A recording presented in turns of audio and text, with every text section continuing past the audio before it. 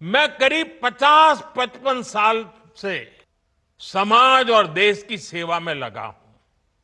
मैं राजनीति में तो बहुत देर से आया था।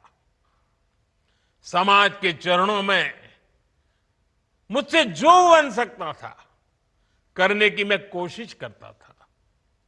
मैंने हर दिन, हर क्षण अपने देश के लिए, मेरे देशवासियों के लिए मुझसे जो हो सका, जहां हो सका, पूरे लगन से, मेहनत से काम करता रहा। और इसमें मेरी मां के आशीर्वाद, मेरी मां की बहुत बड़ी भूमिका रही है।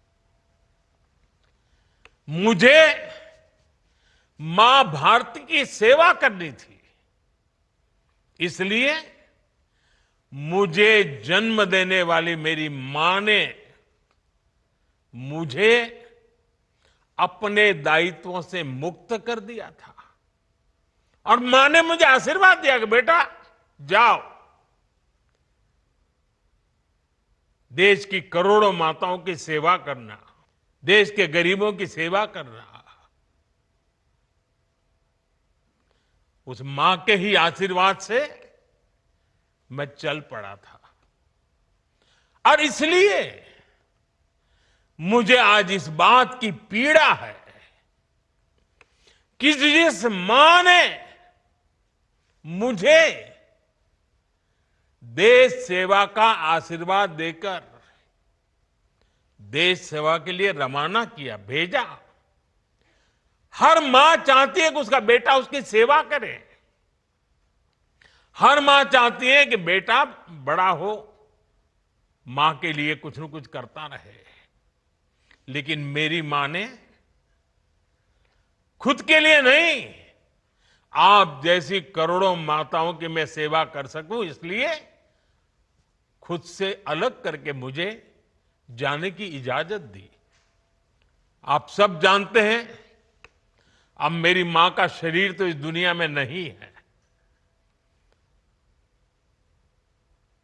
कुछ समय पहले 100 साल की उम्र पूरी करके वो हम सबको छोड़ के चली गई।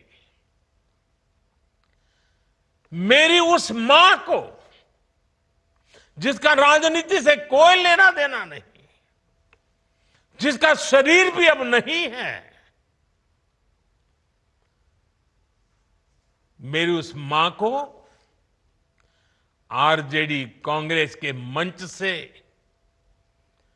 भद्दी भद्दी गालियां दी गई।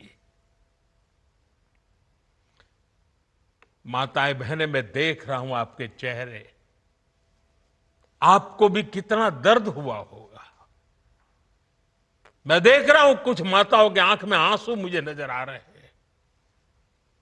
ये बहुत ही दुख देने वाला है, कष्ट देने वाला है, पीड़ा देने वाला है। क्या गुनाह, उस मां का क्या गुनाह जैसे भद्दी गालियां सुना दी जाए।